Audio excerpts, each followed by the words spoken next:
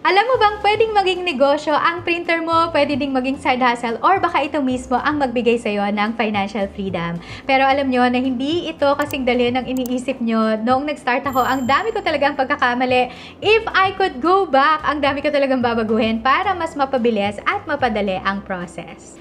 Hi everyone! It's Amy Grace from Graceful Homeschooling. So today, gusto kong i-share sa inyo kung paano ako nagsimula ng home-based printing business ko, ano ba yung mga struggles at mga lessons na natutunan ko at anong dapat mong gawin para hindi mo napagdaanan ang mga pinagdaanan ko. But before we dive in, pwede ba kayo mag-comment anong dahilan kung bakit gusto mong mag-start ng home-based printing business? Gusto mo bang magkaroon ng extra income or kaya naman gusto mong gawing full-time negosyo ang home-based printing business? I-share nyo naman yan dyan sa comment section. Nagumpisa ako ng maliit lang, so isang printer, konting papel, at hindi ko alam kung paano makakakuha ng customers. So akala ko noon, basta may printer ka lang, okay na yun. Pero hindi pala ganun kasimple. So ito yung mga challenges na na-experience ko, no? Isa sa pinakamalaking challenges ko noon ay finding customers. So paano ba ako makakahanap ng mga customers? Akala ko noon, kapag nag-post na ako sa Facebook, may bibili na agad. Mali, hindi pala ganun kasimple magbenta online. So kailangan natin ng tamang marketing strategies. Pangalawa ay price. So, minsan sobrang baba ng presyo ko kasi gusto ko lang may bumili. Pero sa huli, ako pala ang lugi. So, here are the things I wish I knew before starting. Number 1 ay marketing is everything. So, nung una akong nag-start, akala ko sapat na yung mag-post lang ako sa Facebook ng picture ng mga products ko tapos may bibili na agad. Pero ilang araw nang lumipas, wala pa rin nag-i-inquire. So, doon ko na-realize na kahit gaano kaganda ang product mo, kung hindi mo to ipopromote ng tama, walang makakakita at bibili nito. Kaya nag-aral ako ng tamang marketing strategies. So, ito yung mga natutunan ko, no? Number 1, optimize your social media pages. Dapat clear sa bio mo na nagbebenta ka. So, may contact details at may consistent branding din. Second ay content is key. So, hindi lang puro for sale na post. So, nag-start ako mag-share ng mga behind the scenes videos, packaging clips, unboxing, mga customer testimonials. So, doon ako nagkaroon ng engagement sa mga tao. And then, use Facebook Marketplace and groups. So, ang daming buyers doon. Pero instead na spammy na for sale post, sumasagot din ako sa mga inquiries at nag-showcase ng mga products ko organically. So ano naman yung lesson na natutunan ko? Walang bibili kung walang makikita na products mo. Kaya dapat maging visible ka at mag-effort ka sa marketing.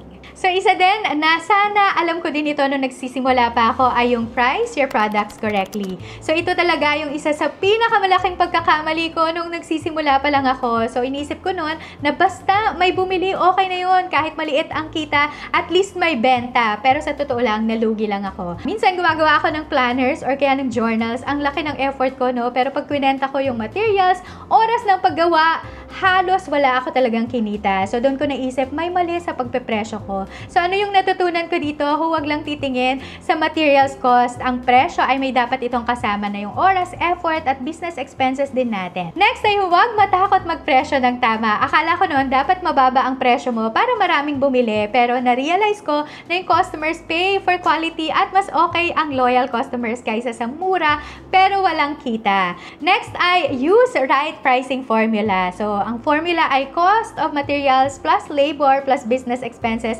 plus profit or yung markup equals the selling price. And mag-add ka din ng perceived value. So, kunwari, kung customized planners ang binibenta mo, pwede kang magdagdag ng value by offering personalized names, extra stickers, or kaya naman special packaging. So, yung lesson na natutunan ko dito, kung mali ang pricing mo, kahit sold out ka, malulugi ka pa rin. So, dapat aralin mong mabuti kung paano magpepresyo ng tama. Number 3, start small, scale fast. So, nung una, ang dami kong gustong gawin. Lahat ng printing services gusto kong pasukin. Invitations, planners, stickers, mga t-shirts, pero ang dami kong ginagawa. So, ang gulo ng system ko at parang wala talaga akong focus. Kaya, ang ginawa ko, nag-focus ako sa isang profitable product muna. At ito, yung mga learning materials or activity books ng mga bata. So, dahil sa focus na yun, mas napaganda yung quality ng mga activity books, mas naging consistent ang sales ko, at mas mabilis akong kumita. So, ano yung natutunan ko dito? Start with one product that sells well. So, mas okay na master mo muna yung isang niche bago ka mag-expand ng iba't ibang products.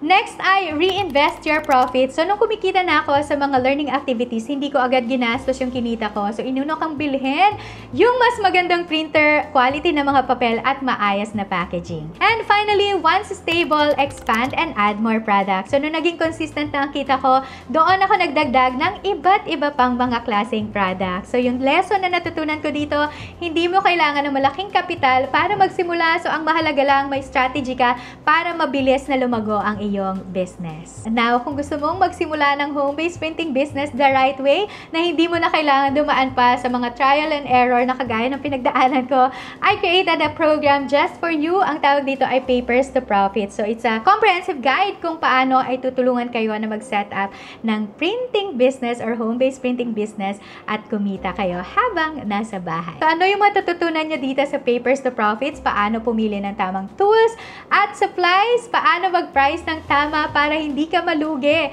Paano makahanap ng customers at kumita ng consistent income at marami pang iba. So kung gusto mo magsimula ng home-based printing business, mag-join ka na sa ating kumikita habang nasa bahay journey. Now, my question is, ano ang biggest takeaway mo from this video? Let's talk in the comment section. Thanks so much for watching and I hope that I'll see you again on my next one. God bless everyone and I will see you around. Bye!